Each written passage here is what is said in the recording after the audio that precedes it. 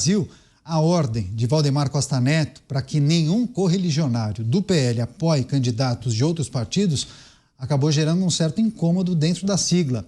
O conflito acontece principalmente no estado de São Paulo, onde Jair Bolsonaro e aliados acenam com apoio a nomes não alinhados à cúpula do PL. Em Guarulhos, que fica aqui na Grande São Paulo, por exemplo, Valdemar quer o vereador Lucas Sanches como candidato à prefeitura, enquanto o ex-presidente já gravou o vídeo com o líder do governo, Tarcísio Nalespe, o deputado xerife do consumidor, Jorge Xerife do Consumidor. Então, ou seja, Valdemar apoia um e Jair Bolsonaro o outro. Além disso, a recente declaração de Valdemar Costa Neto sobre a possível filiação de Tarcísio em junho foi vista como uma pressão, já que aliados de Bolsonaro avaliam que isso não deve se concretizar antes das eleições municipais. Vou começar essa com o Cristiano Beraldo, que também tem acompanhado essas mobilizações. Beraldo, é um jogo de xadrez, né? Um puxa daqui, outro coloca a peça ali e é preciso observar essas movimentações. Claro que as eleições municipais têm uma dinâmica diferente, né? Muitas vezes você é obrigado a flexibilizar aquilo que está, por exemplo, no estatuto ou no livro de regras de determinado partido, porque um apoio que é ofertado agora pode ser revertido em um apoio lá na frente, né? Pois é, a realidade da política municipal é completamente diferente da política nacional. As características locais, elas são muito particulares e uma cidade não tem nada a ver com a configuração da cidade do lado.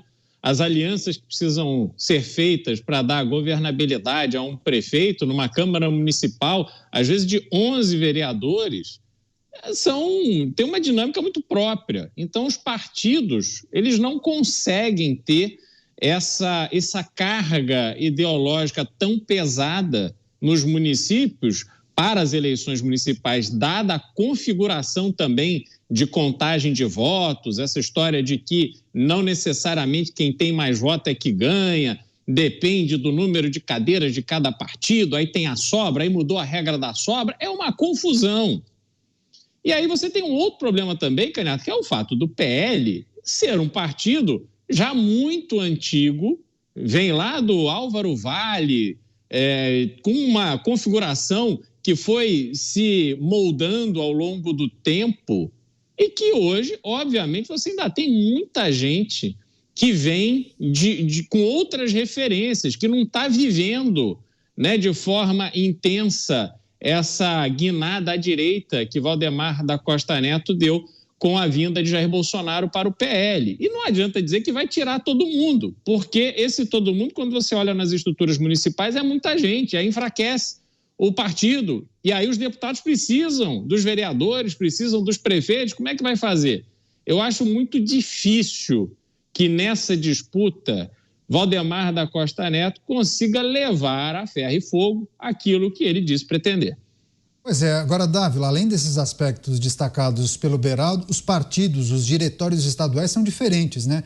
Vou dar o exemplo do MDB. Talvez o MDB de um estado seja mais centro e de um outro estado um pouco mais à direita, né? E isso também pode mexer com essa dinâmica de apoios no âmbito dos municípios, por exemplo.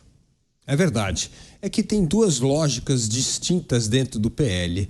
Eu digo, a lógica Valdemar é a lógica centrão. Como eu aumento a capilaridade do partido, como é que eu conquisto o maior número de cidades, porque esta é a base para depois assegurar as eleições para deputado federal. Por que deputado federal é uma eleição tão importante para o PL e para qualquer partido?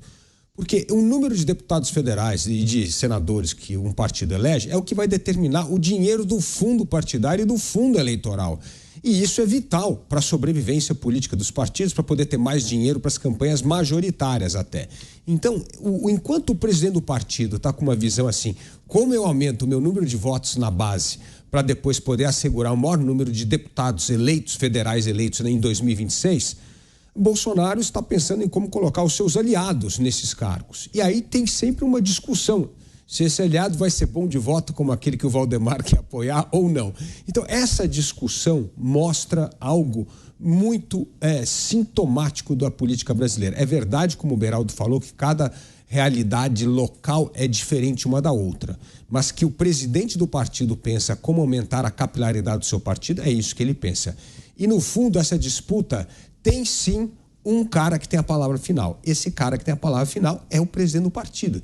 Ele é praticamente um imperador no partido. Ele tem o poder absoluto para decidir quem são os candidatos, quanto que ele vai colocar na campanha de cada um. É tudo na mão do presidente do partido. Então imaginem vocês, um partido que nem o PL, que vai ter mais de 800 milhões de reais para gastar na campanha, isso é praticamente tá lá na mesa do Valdemar e ele vai dizer como é que ele vai gastar esse dinheiro, e não tem governança dentro do partido ou qualquer outra coisa que pode dizer não, a gente acha que deve ser de outra forma. Isso mostra o absurdo que hoje é a organização político-eleitoral no Brasil. É isso, concentração de poder e de verba do nosso dinheiro, que nós pagamos esse dinheiro do fundo partidário no fundo eleitoral, nas mãos do presidente do partido, que decide com a sua caneta quem vai ser candidato, quem não vai ser candidato e quanto vai financiar cada uma dessas candidaturas. Caneta pesadíssima, né, Mota? Agora, essa é a dinâmica da nossa política.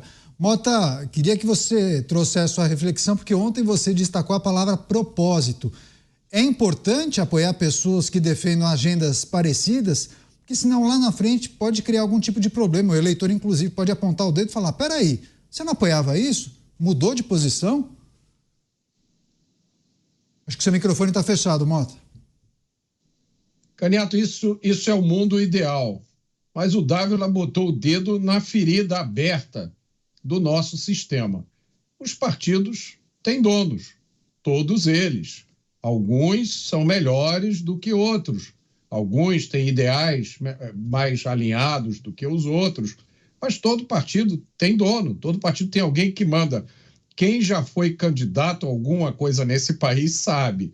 Qualquer pessoa que é candidata a qualquer cargo eletivo no Brasil é refém de duas coisas. Número um, você é refém da legislação eleitoral. Com certeza tem alguma regra que você desconhece, que você não está cumprindo. E a qualquer momento alguém pode vir e dizer: olha, você não cumpriu isso aqui, desculpe, perdeu. Você também é refém do dono do partido. Se você não gozar do mínimo de apreço do dono do partido, esquece, você não vai chegar a nenhum. A não ser que você tenha um brilho tão grande, que você seja um fenômeno político eleitoral tão grande, que você consegue se sobrepor a tudo isso. Que é o caso, na minha opinião, do presidente Jair Bolsonaro. E aí a gente tem essa situação peculiar dentro do PL. Um partido que ficou grande, como o Dávila falou, com muito dinheiro. Então, na teoria, o presidente do partido, o Valdemar, ele tem um enorme poder, mas ele tem que lidar dentro do partido com outro poder, que é, como eu já disse, na minha opinião, um fenômeno sem paralelo na história recente do Brasil. O único que eu consigo me lembrar, o Dávila pode me ajudar muito bem nisso, porque o Dávila conhece muito bem a história política do Brasil, mas o único fenômeno que eu consigo relacionar com Jair Bolsonaro é o de Getúlio Vargas, que chegou ao poder através de um golpe de Estado, enfim, numa circunstância completamente diferente, foi ditador do Brasil, criou uma máquina de propaganda, né? O DIP, Departamento de Imprensa e Propaganda, criou a sua imprensa que comia na mão dele, ele fechava jornal, ele subsidiava jornal, implantou a censura, coisas assim que a gente só ficou na memória, ninguém nunca mais viu isso acontecer no Brasil. Mas, enfim, esse é o dilema do PL. E eu acho que, do mesmo jeito que isso é um problema para o PL, também é uma enorme vantagem para o PL, porque o PL tem recursos, tem tamanho agora e tem uma estrela como Jair Bolsonaro. Eu acho que essas coisas peculiares da eleição municipal vão ser resolvidas e a grande questão continua sendo 2026.